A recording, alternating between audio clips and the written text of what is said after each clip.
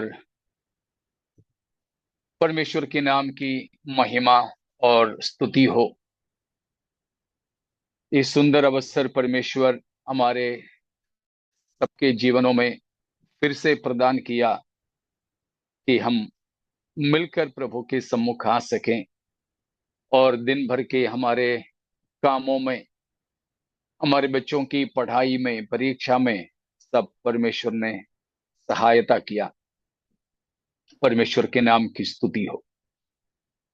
अब लोग अपना समय को अलग करके परमेश्वर के सम्मुख में प्रभु की वचन सीखने के लिए आए हैं। आप लोगों के लिए भी मैं परमेश्वर का धन्यवाद करने के साथ ही साथ आपको भी अपना हृदय की आभार व्यक्त करता हूं। आपको शायद याद होंगे हम कहाँ मनन कर रहे थे, कहाँ तक पहुंचे थे, है ना?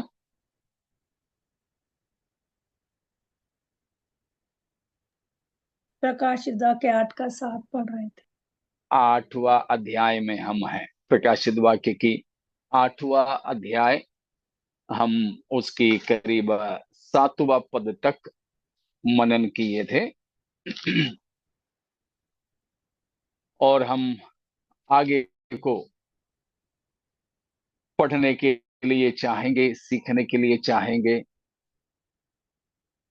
और इतना जितना हमने पढ़े हैं वहां तक अगर कोई शक है किसी को तो आप पूछ सकते हैं।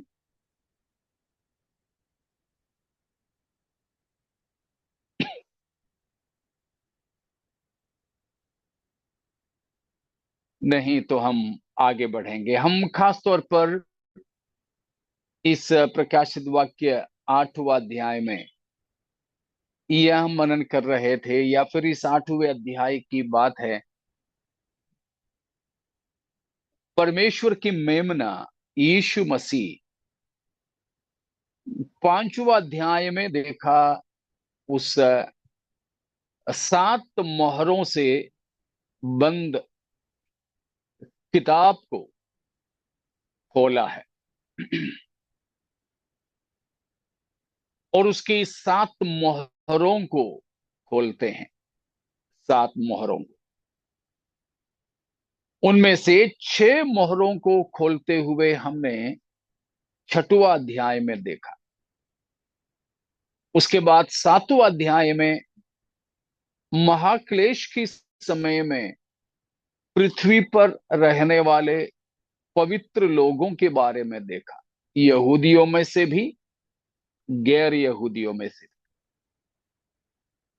उसके बाद हम यहां 8वां अध्याय में देखते हैं कि मेमना अर्थात यीशु मसीह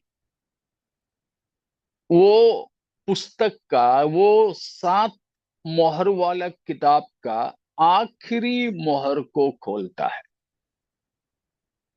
7वां मोहर को खोलते हैं तो पहले तो स्वर्ग में आधा घंटे का मौन सन्नाटा छाया। और उसके बाद 7 स्वर्गदूत दिखाई दिए। सातों स्वर्गदूतों के पास में तुरहियां हैं। तो तुरहियों के द्वारा, 7 तुरहियों के द्वारा होने वाले न्याय के बारे में बताया। और उससे पहले हमने देखा कि 3 से 5 तक की पदों में स्वर्ग में होने वाले और कुछ बातें।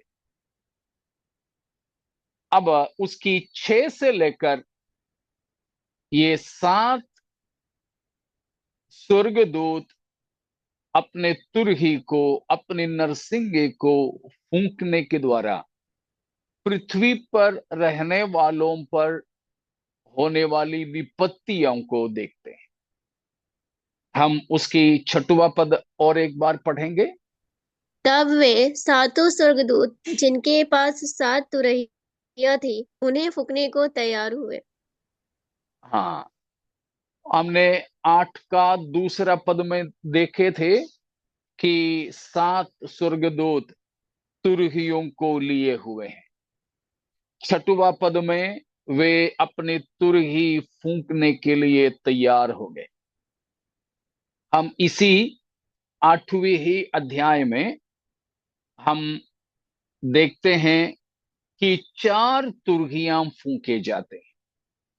तो चारों तुरहियों के फूंकने पर 4 प्रकार की संकट भूवासियों पर, पृथ्वी पे रहने वालों पर होता है। पृथ्वी पे रहने वालों पर बोलने से जो विरोधी मसीह और उसकी पूजक लोग हैं, उन पर ये विपत्तियां होती हैं।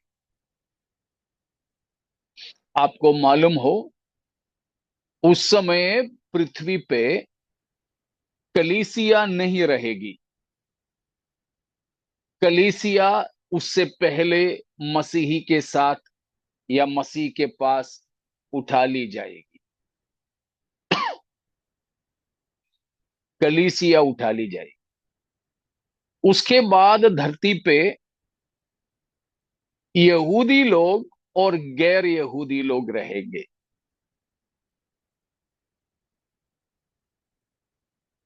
विरोधी मसीह का शासन होगा। वो 7 साल यहां पर राज करेगा इसी पृथ्वी पे। उसमें साढ़े तीन साल करके 2 भाग है। पहला 3.5 साल विरोधी मसीह उतना खतरनाक नहीं होगा, लेकिन पहला 3.5 साल खत्म होने के बाद, यानी झूठा मसीही की शासन के बीचों बीच, जैसे प्रकाशित वाक्य 12वां अध्याय में हम पढ़ेंगे, वैसे शैतान पृथ्वी पर गिरा दिया जाएगा। शैतान जो गिरा दिया जाता है, वो विरोधी मसीही के अंदर प्रवेश करता है। जैसे प्रभु यीशु मसीह की आखिरी भोज के समय शैतान किसमें प्रवेश किया? यहूदा इस्करियोत। हाँ, यहूदा इस्करियोता। तो वो वहां से उठ के चला गया, यीशु मसीह को पकड़वाया। वो सब घटना हमें मालूम है। लेकिन वो थोड़ा समय के लिए ही उसके अंदर घुसपैठ किया था। लेकिन विरोधी मसीह के अंदर शैतान बहुत ही खतरनाक तरीके से घुस बैठेगा। 3.5 साल तक उसके अंदर ही शैतान रहेगा। हम उसके बारे में 13वां या 12वां अध्याय की आ,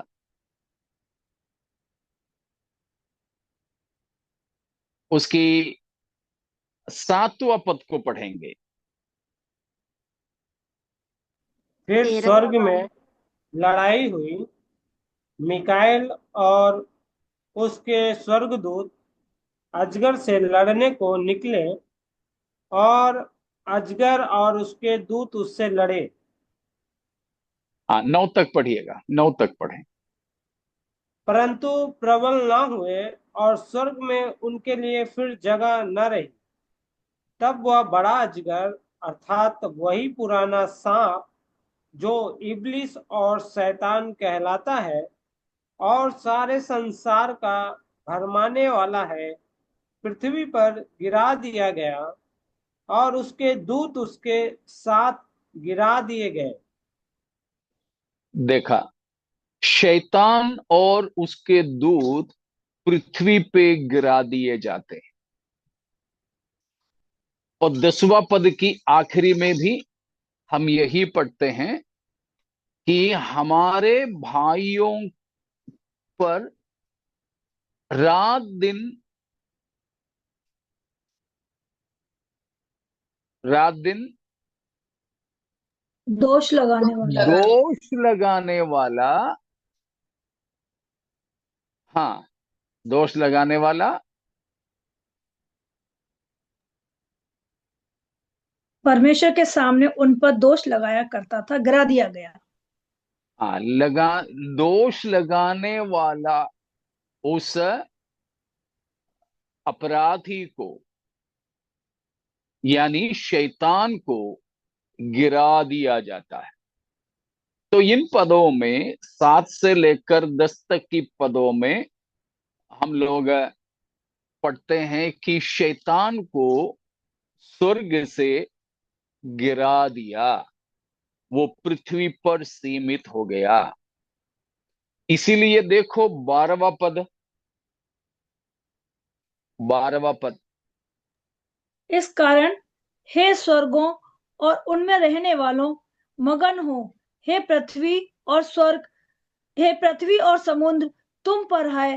क्या शैतान बड़े क्रोध के साथ तुम्हारे पास उतर आता है, क्योंकि जानता है कि उसका थोड़ा ही समय बाकी है। शैतान गिरा दिया गया, इसीलिए कहता है हे स्वर्ग और उसमें रहने वाले मगन हो। लेकिन हे पृथ्वी और समुद्र तुम पर हाय, क्योंकि शैतान बड़ा क्रोध के साथ तुम्हारे पास उतर आया है, क्योंकि वो जानता है अब उसके लिए थोड़ा सा ही समय बचा हुआ है। तो वो क्या करता है, अब 13वां अध्याय में जब आएंगे उसकी दूसरा पद को पढ़ेंगे। दूसरा पद की जो आखिरी पशु पढ़े तो भी चलेगा। हाँ, जो पशु मैंने देखा वह चीते के समान था, और उसके पांव भालू के से और मुंह सिंह सा था। उस अजगर ने अपनी सामर्थ्य और अपना सिंहासन और बड़ा अधिकार उसे दे दिया। देखा उसकी शुरुआत में 1 में 2 में बताया जो पशु है ना, वो विरोधी मसीह है। हम उसमें आएंगे तो उसके बारे में ज्यादा सीखेंगे। हम वापस जाएंगे 8वें अध्याय में, लेकिन उससे पहले इस बात को मैं बताता हूं कि 13वां अध्याय में जो बताया पशु, वो झूठा मसीह या विरोधी मसीह है। पशु करके जरूर कहा है, लेकिन 4 पैर और पूंछ वाला कोई पशु नहीं है। वो एक इंसान है, झूठा मसीह। लेकिन हमने 12वां अध्याय में पढ़े शैतान पृथ्वी पे गिरा दिया जाता है। तो हम 13वां अध्याय में पढ़े कि वो गिरा दिया गया शैतान पृथ्वी पर शासन करने वाला विरोधी मसीह को अपना 3 चीज देता है। क्या क्या दे रहा है? दूसरा पद की 13वां अध्याय दूसरा आयत की आखिरी में हम देखते हैं कि वो बड़ा अजगर का मतलब है शैतान। वो शैतान अजगर उस पशु यानी विरोधी मसीह को 3 चीजें दिया। क्या क्या है? सामर्थ और हाँ, अपना सिंहासन और बड़ा अधिकार। बड़ा अधिकार। ये 3 चीज शैतान इस मनुष्य झूठा मसीह को देता है। अपना सामर्थ देता है, अपना सिंहासन देता है और बड़ा अधिकार देता है। जब शैतान इसके अंदर घुसपैठ करता है और अपना सब कुछ वो इस मनुष्य को देता है, तो ये मनुष्य बिल्कुल शैतानिक बन जाता है। झूठा मसीह है तो इंसान, हमारे जैसे, आपके और मेरे जैसा इंसान ही है। लेकिन शैतान स्वर्ग से गिरा दिए जाने के बाद इस मनुष्य के अंदर प्रवेश करता है।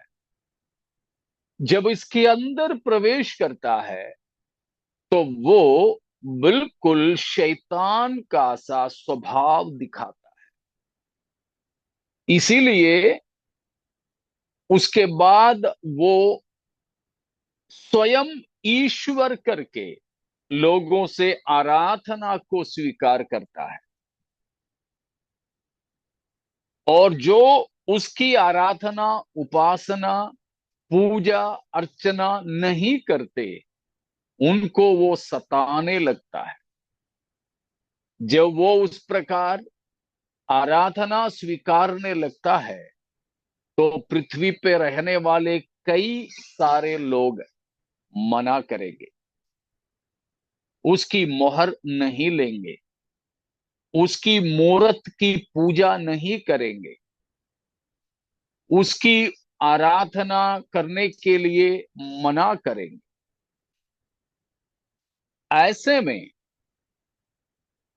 वो झूठा मसीह उन लोगों को सताने लगेगा, उन लोगों को कई रीति से सताने के लिए प्रयास करेगा। तो महाक्लेश के समय में झूठा मसीही के राज्य में वो जो 7 साल, उसकी आखिरी 3.5 साल, पृथ्वी पर रहने वाले हर किसी को समस्या ही समस्या होगा, पीड़ा ही पीड़ा होगा। दो प्रकार की पीड़ा, एक है झूठा मसीह और उसके लोगों को परमेश्वर दंड देंगे, लेकिन जो परमेश्वर के जन होकर रहने वाले यहूदी और गैर यहूदी, उनको विरोधी मसीह सताएगा। तो ये दोनों प्रकार के लोगों को दो तरफ से सताव बढ़ता जाएगा। तो उस प्रकार शैतान के अधिकार से शासन करने वाला झूठा मसीह और उसके राज्य पर परमेश्वर की 3 प्रकार के न्याय या दंड होगा। पहला, मोहरों के द्वारा, 7 मोहरों के द्वारा। दूसरा, याद है तो बोलिए।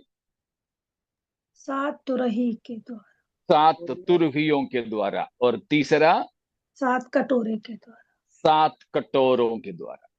तो इस प्रकार 3 महाविपत्ति एक के बाद एक परमेश्वर विरोधी मसीह और उसके सिंहासन पर भेजता रहेगा। उसमें से पहला जो मोहरों का दंड है वो प्रकाशित वाक्य 6 में और 8 का पहले में हमने देखा। अब दूसरा दंड है, उसका सिलसिला चालू हो रहा है ये 8वां अध्याय की 6वां पद से, जो हमने देखा कि 7 फरिश्ते, स्वर्गदूत 7 मोहरों और 7 तुरहियों को लेकर खड़े हो गए। अब हम देखते हैं 7वां पद में कि पहला तुरही के फूंके जाने से क्या विपत्ति हुआ धरती पर। 7वां पद को पढ़ेंगे, 8 का 7। पहले स्वर्गदूत ने तुरही फूंकी और लहू से मिले हुए ओले और आग उत्पन्न हुई और पृथ्वी पर डाली गई, और पृथ्वी की 1/3 जल गई और पेड़ों की 1/3 जल गई और सब हरी घास भी जल गई। Praise God. हमने पिछले सत्र में देखे थे तुरही, तुरही की जरूरतें, तुरही के उपयोग, ये सब बातें। तो अब हम देखते हैं, पहला तुरही जब फूंका गया तब क्या होता है। वहां पर हमने पढ़ा कि लहू मिला हुआ ओले गिरे और आग, ये दोनों, लहू मिला हुआ ओले और आग धरती पर उंडेले गए। तो पृथ्वी की पेड़ पौधों में एक तिहाई एक तिहाई जलकर भस्म हो। तो पहला स्वर्गदूत की तुरही फूंकने से ओले पड़े और आग गिरे।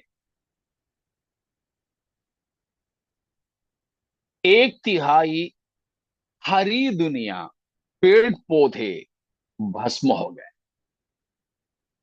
आपको याद होंगे, उत्पत्ति के पुस्तक 18-19 अध्याय में हम पहली बार ओले गिरते हुए देखते हैं या फिर आग गिरते हुए देखते हैं गंधक के साथ। सदम अमोरा बहुत ही सुंदर से नगर थे। बाइबल बताते हैं कि परमेश्वर दंड देने से पहले अदन की वाटिका के समान थे सदम और अमोरा। लेकिन परमेश्वर की क्रोध उन नगरों पर उनकी पाप के कारण उंडेले गए और वो सुंदर सी अदन की वाटिका की जैसे दिखने वाला वो दोनों नगर जलकर भस्म हो गए। आपको मालूम होंगे, धरती पर ऐसा एक समुंदर है जिसको परमेश्वर ने 7 दिन की जो सृष्टि, उत्पत्ति पहला अध्याय में 7 दिन की सृष्टि में नहीं बनाया था। आपको मालूम होंगे कौन सा है, कौन सा समुंदर है, कौन सा सागर है ना? मृत सागर। हाँ, मृत सागर, रोहन, मृत सागर, डेड सी। अभी जो मृत सागर कहलाता है वह परमेश्वर ने 7 दिन की सृष्टि में नहीं बनाया था, परंतु वो मृत सागर की जगह पृथ्वी के सबसे शानदार 2 नगर थे, सदम अमोरा। लेकिन परमेश्वर की क्रोध, परमेश्वर का दंड स्वर्ग से गिरे आग और गंधक में। तो सदम अमोरे के मनुष्य, जानवर, घर, इमारतें, उस समय की, अभी की जैसा इमारतें उस समय नहीं रहा, लेकिन जो भी मकान, पेड़ पौधे, पत्थर, सब कुछ उसमें जलकर भस्म हो गए। मृत सागर नाम ही तो हमें उसका हालात बताता है। मृत सागर इसीलिए कहते हैं, उसके अंदर जीवन का कण इतने सालों में नहीं हुआ है।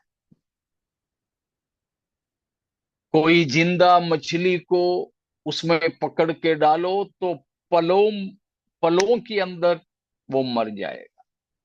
कोई भी जीव जंतु उसमें पल नहीं सकते।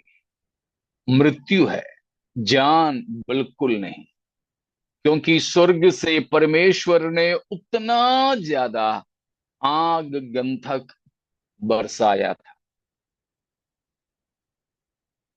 वैसा ही यहां हम देखते हैं, लहू मिलाया गया, ओले पड़े और आग भी उड़ने लगे, जिससे उस समय की धरती की, जमीन की 1/3 हरी दुनिया नष्ट हो जाती। परमेश्वर का क्रोध है। ओला गिरना, आग गिरना, ये सब परमेश्वर की क्रोध को दर्शाता है, परमेश्वर की दंड को दर्शाता है। ठीक है, परमेश्वर की क्रोध और दंड है आग और ओले से बताया जाता है। ये है पहला तुरही में होने वाली बात, पहले तुरही में होने वाली बात। और दूसरी तुरही फूंके जाते हैं। 8 और 9 को पढ़िएगा। दूसरे स्वर्गदूत ने तुरही फूंकी तो मानो आग सा जलता हुआ एक बड़ा पहाड़ समुद्र में डाला गया, और समुद्र का 1/3 लहू हो गया, और समुद्र के 1/3 प्राणी मर गए, और 1/3 जहाज नष्ट हो गए। अब पहला तुरही में धरती की हरी दुनिया 1/3 खत्म हो गई। अब दूसरी तुरही में समुद्र की 1/3, मछली 1/3, जो कुछ भी समुद्र में थे सब कुछ, और जहाज 1/3 सब खत्म हो रहा है। और समुद्र की पानी लहू में बदल जाता है, समुद्र की पानी लहू में बदल जाता है। उसके लिए क्या हुआ? जब दूसरा तुरही फूंका गया तो आसमान से कोई पहाड़ जैसा, एक पहाड़ जैसा कोई समुद्र में गिरा। कोई पहाड़ गिरने की जरूरत नहीं है, यूहन्ना को ऐसा लगा था। अभी तो हमें मालूम है कि कोई बम गिरा हो, ठीक है, या फिर किसी भी प्रकार की सैटेलाइट्स जो आसमान में भेजते हैं, उस तरह के कुछ भी गिर जाए।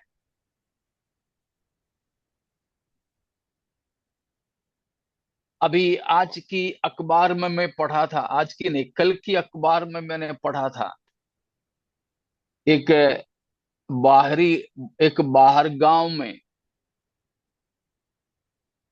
एक नदी की पानी पूरा लाल रंग के आने लगे। थोड़ी देर के बाद में बहुत बदबू आने लगे। तो वो क्या हुआ करके पता नहीं, अखबार में मैंने पढ़ा। तो यहां पर हम क्या पढ़ते हैं कि दूसरा तुरही फूंके जाने से आसमान से बड़ा पहाड़ जैसा कुछ समुद्र में गिर जाता है, और समुद्र की पानी पूरा लहू बन जाता है। पानी लहू बनने के बारे में इससे पहले भी कहीं आपको मालूम होंगे ना? मिस्र में फिरौन हाँ, के टाइम। मिस्र देश में 10 विपत्ति परमेश्वर ने भेजा था, और विपत्ति से पहले ही विपत्ति की भूमिका तैयार करते समय भी मूसा के द्वारा परमेश्वर ने वैसे ही किया था। तो पानी को खून में बदल डालना, तो ये तो ठीक है, समुद्र की पानी है। तो समुद्र में ऐसा कुछ आग गिर जाता है। अभी तो हमें मालूम है आसमान में बहुत सारे लोगों ने, बहुत सारे देशों ने कई रॉकेट्स, कई सैटेलाइट्स, ये सब भेजा है। अखबार वगैरह पढ़ने वालों को, समाचार सुनने वालों को मालूम होंगे, अमेरिका के जो आसमान में इस प्रकार की चीजें भेजने वालों में सबसे जो बड़ा संस्था है, नासा करके, उन लोगों ने, वो अमेरिका में है, उन लोगों ने आसमान में दो लोगों को भेजा कुछ महीने पहले। कुछ ही दिन में उनको वापस आना था। उनमें से एक सुनीता विलियम्स करके हमारे भारत की मूल की है, एक मैडम जी हैं। तो बेचारे पिछले साल वापस आना था, लेकिन अब तक उनको वापस नहीं ला पाए। इसलिए वैज्ञानिकों में ये बड़ी चिंता है कि उनको वापस कैसे लाए। आसमान में है वे, वापस नहीं ला पा रहे हैं। और पिछले नवंबर में लाने के लिए बोला था, दिसंबर में बोला था, अब ये मार्च में बोला था, अब बोल रहे कि शायद जून लग जाएगा। तो इस तरह आसमान में एक एक देशों के द्वारा भेजे गए बहुत सारे जो है यात्रा की चीज, जांच करने की बातें वगैरह वगैरह है। उसके अलावा कई बॉम्ब जैसे चीजें, ऐसा कुछ भी समुद्र में पड़ जाए, उससे होने वाली एक विपत्ति है यहां दूसरा तुर्की के द्वारा होने वाला। उसकी वजह से क्या होगा? समुद्र की पानी खून में बदल जाएगी। इसीलिए एक तिहाई मछली, समुद्र की जीव सब खत्म हो जाएगा। समुद्र में कितने सारे जहाजें हैं, उनमें से भी एक तिहाई नष्ट हो जाएगा। तो देखो, पहला तुर्की की फूंके जाने से जमीन की हरी दुनिया, ग्रीन वर्ल्ड, एक तिहाई नष्ट, और दूसरा तुर्की की फूंके जाने से समुद्र की एक तिहाई खत्म। ये दोनों में कोई शक है किसी को तो पूछिए, नहीं तो हम तीसरे में जाए।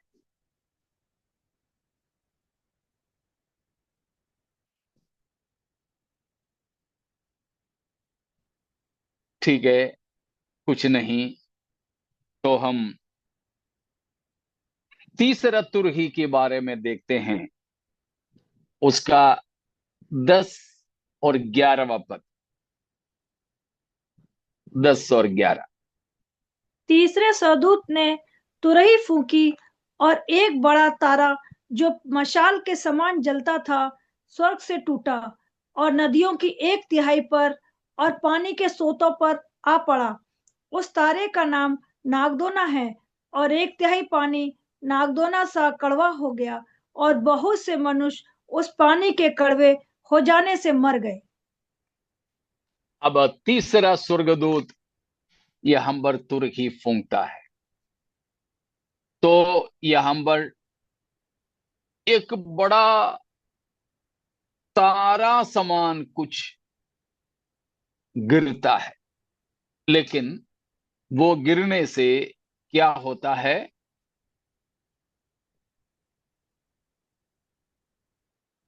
पीने की पानी की सोते बिल्कुल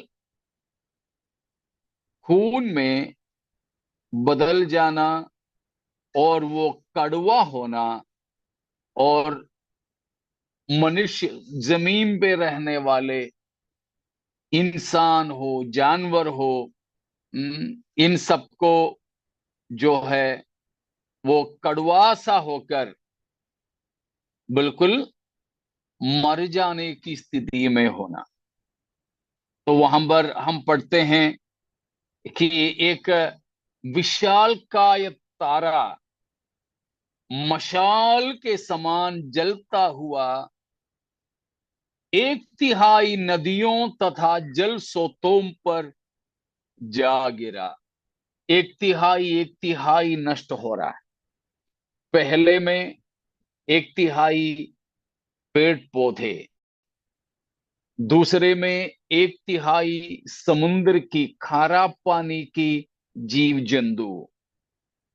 अब तीसरा तुर्की फूंगा गया तो मीठे पानी के एक तिहाई नष्ट हो रहा है। और ये तारा का नाम भी वहां पर दिया है। क्या नाम दिया है 11वां पद में? नागदोना। नागदोना। नादोना। मराठी में कडूदवणा। कडू काडू। मतलब कड़वा। काडू। हाँ। और मेरे पास जो हिंदी बाइबल है उसमें ये लिखा है कि अपसंदिनास कहलाता है। अपसंदिनास वो एक आ, मलयालम में जो दिया है वो एक पेड़ है। हमारे वहां पर इधर भी होगा, इधर कहीं मैंने देखा नहीं, लेकिन केरल में मैंने देखा एक पेड़ है। वो पेड़ का किसी भी हिस्सा आप चख लो, इतना कड़वा है कि बता नहीं सकते। उसमें एक फल आता है अपना संतरा जैसा, लेकिन उसका जो छिलका है थोड़ा मोटा रहता है। ज्यादा बड़ा नहीं है संतरा की उतना, ये नहीं तो एक साधारण सेब एप्पल की उतना रहता है। फल देखने में बहुत अच्छा लगता है। बहुत एप्पल के ऑरेंज का वो रंग रहता है। उसको तोड़ दें तो उसके अंदर भी अ, बड़ा चिकना चिकना सा फल रहता है। और उस चिकना फल के अंदर ये बच्चे लोग ग्यारम्स खेलते हैं ना, उसकी गोटी जैसा बीज रहता है। कैरम्स जो खेलते हैं वैसा गोटी। आ, अगर वो बीज भी अगर कोई जानवर भी खा ले तो मर जाता है। ये कड़ुआ ही बोलने से नहीं, ये कड़ुआ जो है जहर है, जहरीला है, जहरीला है। काल मेघम। ओके। बंगाली में काल मेघम बोलते हैं, मलयालम में कांजरम बोलते हैं। इतना कड़वा है,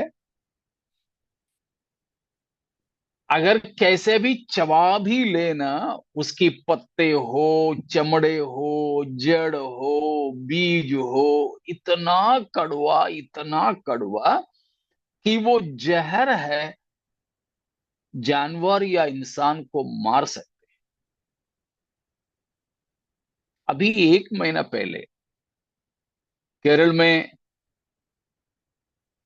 एक विशेष समाज का कोई, उनकी देवता के संबंध में कोई त्योहार है।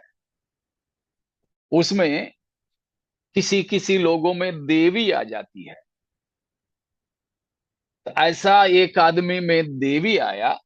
तो देवी आते समय ये जो पेड़ है ना अभी जो बताया, उसका बीज मुंह में डाल के चबाता है। लेकिन देवी भी इतने समझदार है कि वो निगलते नहीं, थूकते हैं। लेकिन ये जो आदमी में देवी आया तो ये खा लिया, बस वो आदमी मर गया। तो 1 महीना करीब हो रहा है। अखबार की बात मैं बता रहा हूं।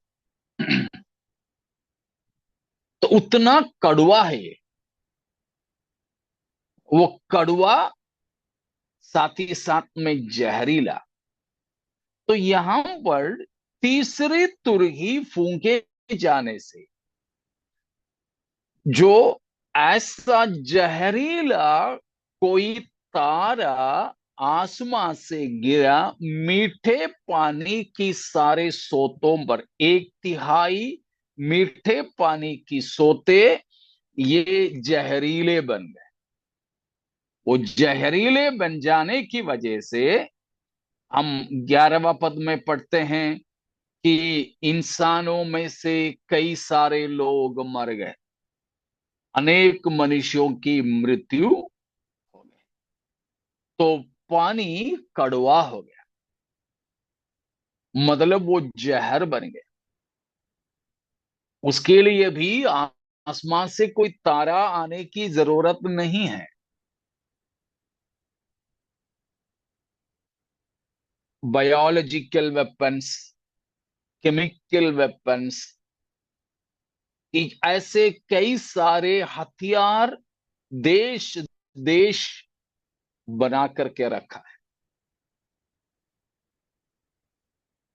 हमें पता है कोरोना के बारे में, किसी ने माना तो नहीं, फिर भी सब देश तो चीन के ऊपर आरोप लगा रहे हैं कि चीन की किसी लैब में जहां जांच पड़ताल होते हैं, तो ऐसा किसी लेबोरेटरी में हर देश के पास में ऐसा कीटाणु हैं जिसको देख नहीं सकते हम साधारण लोग, जिसको खोलने से बीमारियां मरी फैलती है। तो उस तरह की कीटाणुओं को, अनेकों अनेकों कीटाणुओं को एक साथ में रख करके बम बना देते हैं। वो बम कहीं डालते हैं, विस्फोट होता है, तो ये सारे करोड़ों अरबों कीटाणु बाहर निकलती है, बीमारियां फैलाती है, कोरोना जैसी। उसी तरह कई सारे चीजें हैं, पानी में मिला दे ऐसा कोई बम या विस्फोटन किसी पानी में हो तो पूरा पानी जहरीले बन जाए। हमें ये भी मालूम है, एक नाग, उसका थोड़ा सा एक बूंद जहर अगर इंसान के अंदर चला जाता है तो कुछ ही समय के अंदर आदमी बेहोश हो जाता है, नस नाड़ियां बिल्कुल ढीले पड़ जाते हैं, दिल की दौरा या शरीर की अंदरूनी अंगों की काम करना बंद हो जाता है। क्या उस तरह की जो कोबरा, नाग एक हाथी को भी मार दे तो भी, इतना बड़ा हाथी भी कुछ ही समय के अंदर मर सकता है। तो उत्तुसा जहर में इतना ताकत है। तो परमेश्वर पृथ्वी के झूठा मसीह और उसकी शासन को दंड देते समय थोड़ी सी कुछ भी पानी में मिलने दें तो उसकी द्वारा ऐसा मरी फैल सकती है। आपने पिछले 1-2 हफ्तों से पढ़े होंगे, दिल्ली में जो चुनाव हो रहा था, चुनाव से पहले पूर्व मुख्यमंत्री केजरीवाल जी ने कहा कि हरियाणा की सरकार उनकी नदी में जहर मिला रहे हैं। तो हमारे आदरणीय सर्वोच्च न्यायालय में भी उसके बारे में उनसे पूछताछ कर लिया गया। तो पानी की सोते में कहीं थोड़ा सा भी जहर या उस तरह की कोई हानिकारक वस्तु मिला ले तो वो पूरा पानी में फैलकर मृत्यु हो सकता है। मछली पकड़ने वालों को मैंने देखा, कुछ लोग ऐसा कुछ तो क्या बोलते हैं मुझे पता नहीं, गांजा जैसे कोई चीज को फैलाकर पानी में मिलाकर मच्छी बेहोश हो जाते हैं, पानी के ऊपर आ जाते हैं और उसको फिर लेकर लोग बेचते हैं। तो इस तरह पानी में जहर या हानिकारक कोई चीज मिला लें तो मृत्यु होते हैं। वही चीज यहां पर हो रहा है तीसरी तुरही फूंके जाने से। तो देखा, जमीन की हरी दुनिया उसका 1/3 पहला तुरही में, खारा पानी की 1/3 जीव जंतु दूसरा तुरही में, तीसरा तुरही में मीठा पानी के 1/3 जहरीले होकर कई सारे मनुष्य मर जाते हैं। अब चौथा, उसका 12वां पद को पढ़िएगा। चौथे सरदूत ने तुरही फूंकी और सूर्य की 1/3 और चांद की 1/3 और तारों की 1/3 पर आपत्ति आई, यहाँ तक कि उनका 1/3 अंग अंधेरा हो गया और दिन की 1/3 में उजाला ना रहा, और वैसे ही रात में भी। यहां चौथा स्वर्गदूत तुरही फूंकता है। तो अब 1/3 विपत्ति कहां हो रहा है? सूरज में। तो धरती पर हो गया, खारा पानी पर हो गया, मीठा पानी पे हो गया, अब सूरज पे। तो सूरज का 1/3 जो है अंधेरा हो गया, अंधेरा हो गया। तो सूरज का 1/3 हो गया तो चांद का भी होना साधारण बात। इसलिए बताया है कि 1/3 सूर्य, 1/3 चंद्रमा तथा 1/3 तारों पर ऐसा प्रहार हुआ कि उनका 1/3 भाग अंधकारमय हो गया। इनमें से 1/3 दिन अंधकारमय हो गया, वैसे ही 1/3 रात भी। मतलब सारे पृथ्वी पर 1/3 उजियाला रहित हो गया। सूरज का भी काम इन वजह से 1/3 1/3 घटने लगे।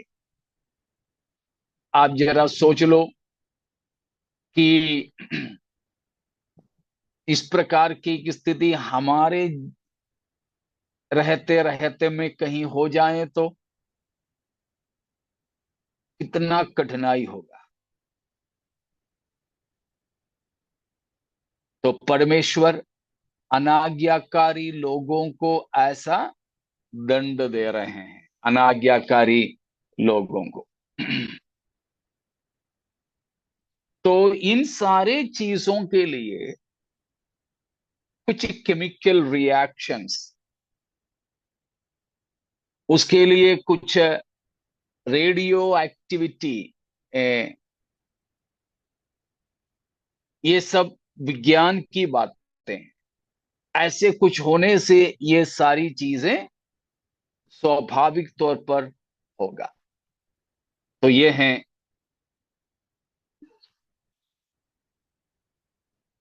ये 7 तुर्कियों का जो दंड पृथ्वी पर होगा। उसकी 4 तुर्कियों के बारे में हमने अभी देखा है। 4 तुर्कियों के बारे में, इतने में कोई शक है?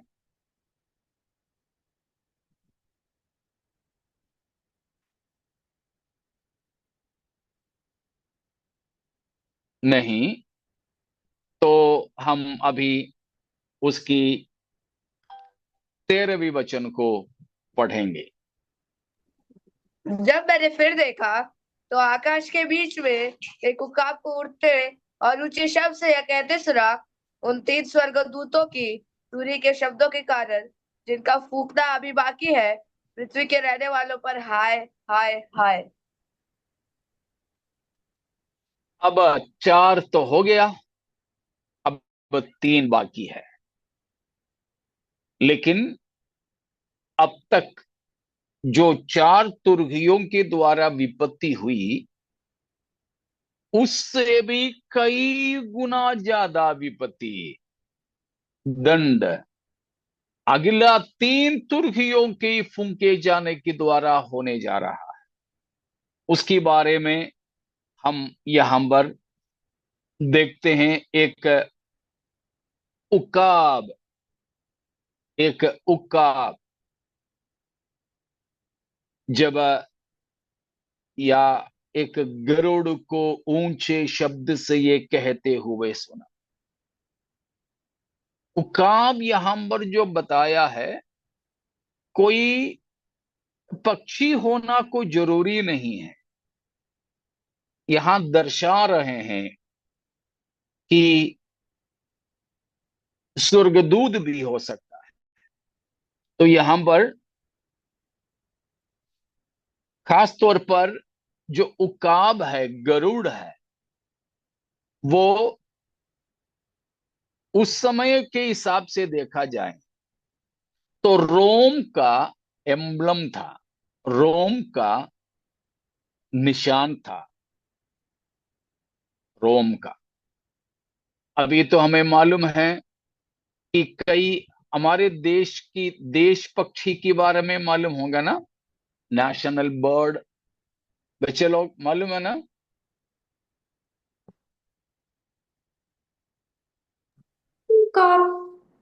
पीकॉक। हाँ, तो इस प्रकार देशीय पक्षी है, देशीय जानवर है, पशु है, फूल है, फल है, एक एक राष्ट्र का अपना अपना है। वैसे ही ये उकाब जो है, उस समय रोम को दर्शाने वाले थे। और उस समय जो हेरोद राजा था, उनके मंदिर में भी ये उकाब को दर्शाया गया था। तो यहां पर हम देखते हैं परमेश्वर एक संदेश दे रहा है, चाहे किसी भी सृष्टि के द्वारा हो। क्या संदेश दे रहा है?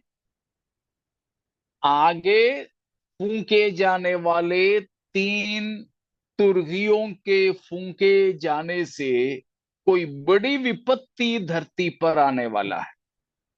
इसलिए बोला कि पृथ्वी पर रहने वालों पर हाय हाय। तो बड़ी विपत्ति के बारे में बताया है।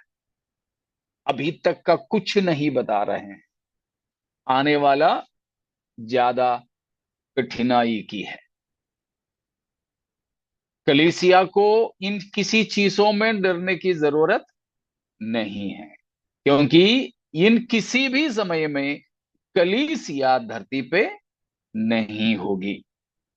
ये सब घटना से पहले ही कलीसिया धरती से उठा ली जाएगी, धरती से उठा ली जाएगी। इतना साफ है,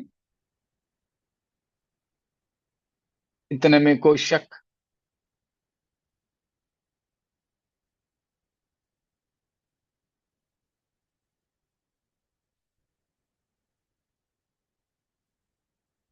कुछ नहीं। उसका मतलब अब 3 हाय हाय हाय होने वाला है, ठीक है ना? उसमें से पहला हाय यानी पहला तीव्र परेशानियां 9 अध्याय की 1 से लेकर 11 तक की पदों में है। दूसरा हाय 9 की 12 से लेकर 21 तक है, 21 तक है। और वैसे तो वो सीधे सीधे 11वां अध्याय की 13वां वचन तक बताया है। और तीसरा हाय 11वां अध्याय की 14 से लेकर 18 तक हम पढ़ते हैं। तो 3 हाय, पहला हाय 9 का 1 से 11 तक, और दूसरा हाय 9 की 13 से लेकर 9 की 13 से लेकर 11 का 13 तक है। बीच में और कुछ बातें हैं, वो हम बाद में देखेंगे। और तीसरा हाय 11वां अध्याय की 14 से 18 तक। तो इन बातों के द्वारा 7 तुरहियों का दंड खत्म हो जाएगा। अब हम देखेंगे पहला हाय यानी 5वां तुरही फूंके जाने से क्या होता है। 9 का पहला पढ़िएगा। जब 5वें स्वर्गदूत ने तुरही फूकी तो मैंने स्वर्ग से पृथ्वी पर एक तारा गिरता हुआ देखा और उसे अथाह कुंड की कुंजी दी गई। यहां पर हम देखते हैं कि 5वां तुरही फूंका गया, अर्थात 5वां स्वर्गदूत ने 5वां तुरही को फूंका। उस समय क्या देखता है, एक तारा गिरा हुआ पृथ्वी पर पड़ा हुआ देखा है। तो यहां ये तारा पृथ्वी पर गिरा हुआ देखा, तो तारा का मतलब क्या है। यहां पर तारा का मतलब है स्वर्गदूत। यहां पर तारे का मतलब है स्वर्गदूत। तो यहां एक तारा पृथ्वी पर गिरा हुआ देख रहा है।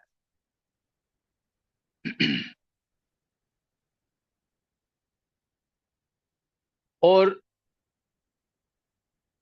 उसको क्या मिला,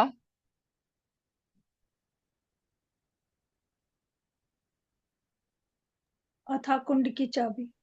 अथाह कुंड की चाबी मिला।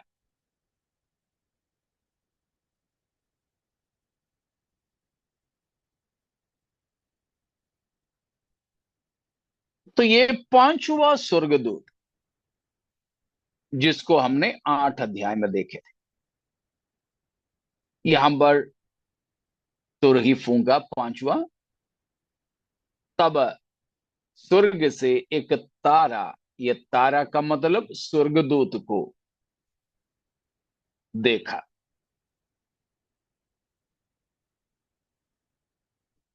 तो यहां पर हम देखते हैं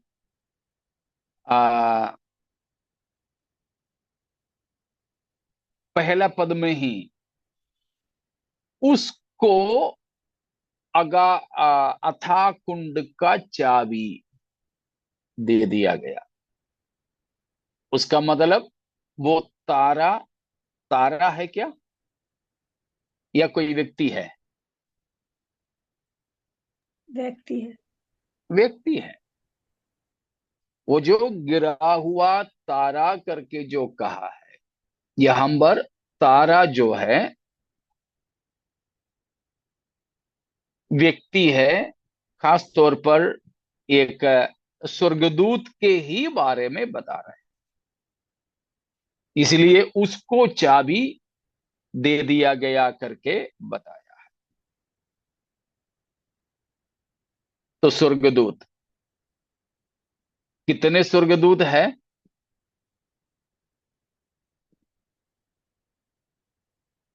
कोई एक स्वर्ग गिनती है।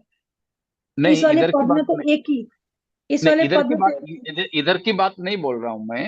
वैसे स्वर्गदूत कितने हैं?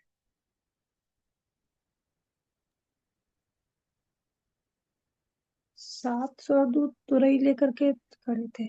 नहीं नहीं, स्वर्गदूत कितने हैं, यहां की बात नहीं। अनगिनत है, अनगिनत। अनगिनत है, अनगिनत। तो उन स्वर्गदूतों को हम दो भागों में बांट सकते हैं। एक है होली एंजल्स, परमेश्वर के पवित्र स्वर्गदूत, और दूसरा है फॉलन एंजल्स, गिरे हुए या पाप किए हुए स्वर्गदूत। तो इस प्रकार खास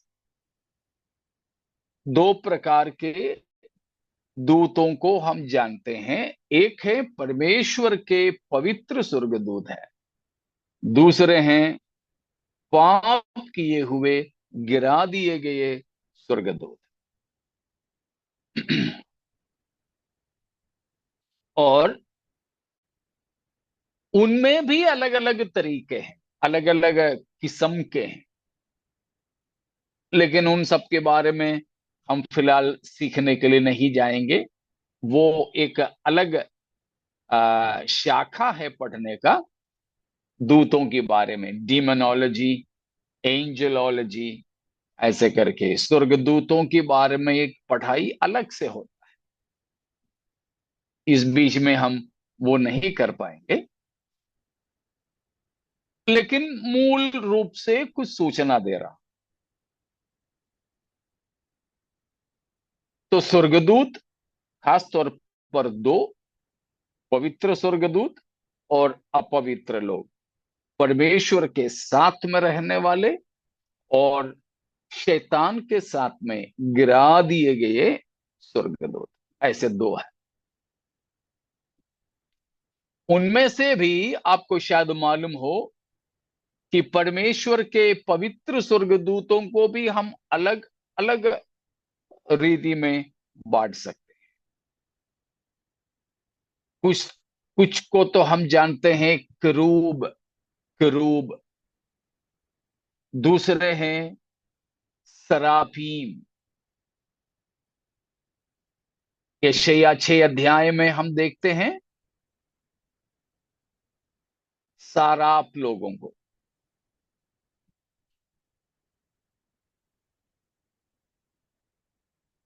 और उत्पत्ति 3 अध्याय में ही हम देखते हैं करूब लोगों को। तो इस तरह अलग अलग किस्म के स्वर्गदूत पवित्र लोगों में, पवित्र स्वर्गदूतों में भी है। ठीक है। उत्पत्ति 3 का 24,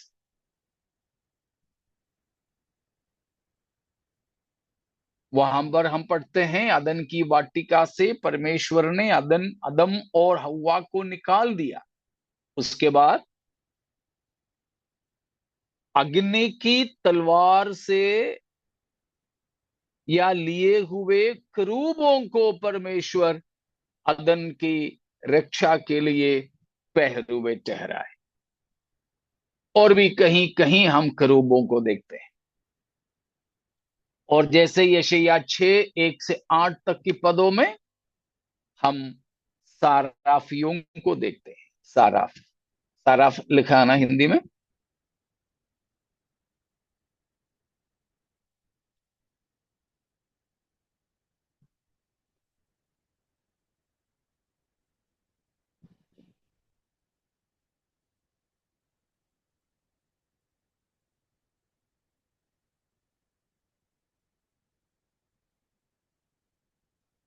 नहीं मिला क्या किसी को?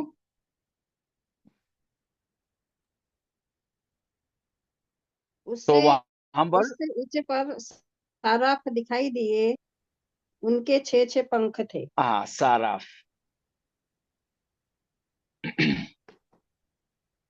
साराफ या सराफीम। साराफ साराफ। साराफ। कोई सराफी मत बोलना उनको, हाँ? हमारे लिए ज्यादा जाना पहचाना शब्द वही है। तो सराफी लोग नहीं है, साराफ लोग। तो इस प्रकार पवित्र दूतों में भी अलग अलग किस्म के हैं, और गिरे हुए स्वर्गदूतों को भी हम इस तरह दो भागों में बांट सकते हैं। गिरे हुए स्वर्गदूतों को भी दो भागों में बांट सकते। बोल सकते हो कोई भी? कौन कौन हो सकता है?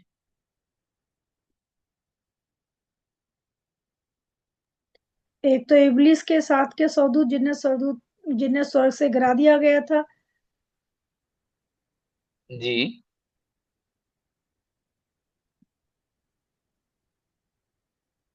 और कुछ? और उत्पत्ति में भी उसमें यशायाह में देखते हैं कि वो इब्लिस को गिरा देता है भोर के तारे। हाँ, वो शैतान के लिए ही है, बताया है। और एक उत्पत्ति 6 अध्याय के अंदर कुछ स्वर्गदूतों ने जो पृथ्वी कन्याओं के साथ पाप किया करके लिखा हाँ है। हाँ। तो इन सब लोगों को मिलाकर हम उन्हें भी दो भाग में ऐसे बांट सकते हैं, आसान तरीके से, कि जैसे लूका 4:34, लूका 4:34, 4:34।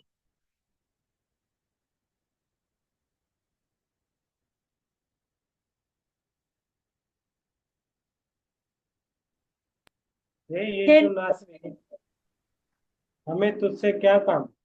क्या तू हमें नष्ट करने आया है? मैं तुझे जानता हूँ। तू कौन है? तू परमेश्वर का पवित्र जन है। किसने कहा? दुष्ट आत्माओं ने कहा। अशुद्ध दुष्ट आत्मा। आत्माओं ने, हाँ, दुष्ट आत्माओं ने कहा। इस तरह और भी बहुत है। मत्ती 8:29 में है, पढ़ना नहीं, इसी लिखने वालों के लिए बता रहा हूं। मत्ती 8:29 है। लूका 8:27 से 31 तक है। ठीक है। इन सब भागों में हम दुष्ट आत्माओं को देखते हैं। तो वे पहला किस्म का दुष्ट आत्माएं हैं। उनको हम बोल सकते हैं छूटे हुए दुष्ट आत्माएं। वो ऐसा दुष्ट आत्माएं जिनको बांधे नहीं है, unchained, unchained fallen angels. They are not chained. They are not bound. उन्हें बांध के नहीं रखा है। वे बंधे हुए नहीं है, खुले हुए, गिरा दिए गए ये स्वर्गदूत। और दूसरा है चेन्ड फॉलन एंजल्स। जो दुष्टात्माएं हैं, उनमें से कुछ लोगों को बांध के भी रखे हैं। पढ़िए यहूदा 6वां पद, 6 और 7, 6 को पढ़ेंगे। यहूदा की पत्री 6।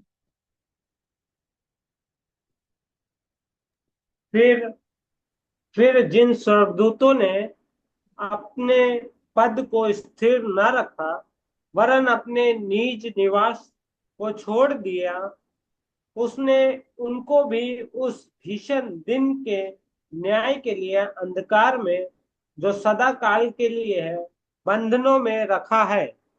हाँ, बंधनों में रखे गए स्वर्गदूत, वे, ये दोनों, कुछ लोगों को बंधन में नहीं रखा है, कुछ लोगों को बंधन में रखा है। ऐसे दो प्रकार के गिरे हुए स्वर्गदूतों को भी हम देखते हैं। इन्हीं लोगों को हम पहला पत्रस 3 का 18 से 20 तक भी देखते हैं। पढ़ना नहीं, लिखने वालों के लिए है। पहला पत्रस 3 का 18 से 20 तक। दूसरा पत्रस 2 का 4 में, दूसरा पत्रस 2 का 4 में, इन सब भागों में हम ऐसे स्वर्गदूतों को देखते हैं जो बंधन में हैं, जिन्हें परमेश्वर बांध के रखा है। ठीक है, ये आपकी जानकारी के लिए बताया। वापस हम आएंगे 9वां अध्याय में। यहां ये जो स्वर्गदूत है, 9 का पहले में एक तारा को गिरा हुआ देखा, लेकिन वो तारा कौन है? एक स्वर्गदूत है। वो गिरा हुआ स्वर्गदूत होगा या पवित्र स्वर्गदूत होगा?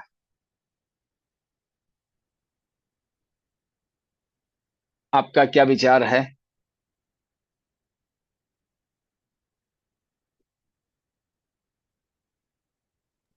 गिरा हुआ ही होगा वो। गिरा हुआ लिखा है तो गिरा ही होगा। गिरा हुआ लिखा है, लेकिन उसके तुरंत बाद लिखा है उसको अथाह कुंड का कुंजी दिया गया। अगर ऐसा है तो क्या गिरा हुआ किसी स्वर्गदूत को अथाह कुंड की कुंजी दे सकता है? नहीं।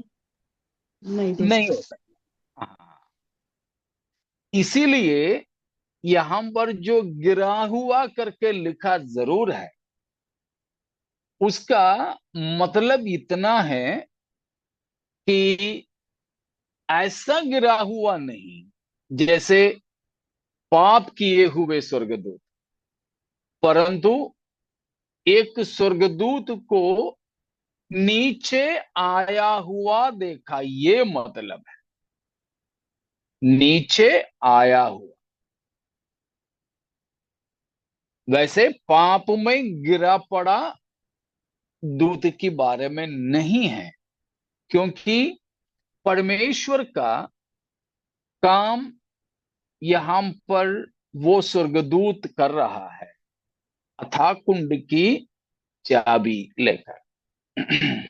अथाह कुंड की चाबी लेकर। और नीचे को हमें पढ़ना है, प्रभु चाहेंगे तो हम अगले हफ्ता उसके बारे में देखेंगे। तो 4 तुरहियां फूंके गए। उस समय की 4 विपत्ति से भी भयंकर विपत्ति अगला 3 तुरहियों के फूंके जाने से होने जा रहा है। लेकिन परमेश्वर का धन्यवाद हो कि हमें परमेश्वर ने आशा दिया है। और हम थिस्सलुनीकियों की पत्री में पढ़ते हैं कि आने वाले परमेश्वर के प्रकोप से हमें छुड़ाने वाला है हमारे प्रभु यीशु मसीह। आने वाले प्रकोप से छुड़ाने वाला। तो परमेश्वर के इन प्रकोपों से हमें होकर गुजरने की जरूरत नहीं है। तो आओ हम अपने आप को तैयार करें। ये सब हम पढ़ जरूर रहे हैं, लेकिन हमारा मकसद है हमें मसीह के साथ में जाना है। हमारे दूल्हा बारात लेकर आज आने वाला है। हमें अपने प्रभु के साथ शीघ्र जानने के लिए अपने आप को तैयार करें। अगर कोई है हमें बाद में भी सुनने वालों में जो प्रभु को ग्रहण नहीं किए हो, तो मसीह यीशु को अपना प्रभु जानकर अंगीकार करें। विश्वास करें कि परमेश्वर पिता ने यीशु मसीह को मुर्दों में से जिलाया है, तो अवश्य हम उद्धार पाएंगे और प्रभु की आगमन के लिए हम तैयार हो जाएं। प्रभु के हाथों में हम अपने आप को समर्पित करें। परमेश्वर इन वचनों के द्वारा हम सबों को आशीषित करें।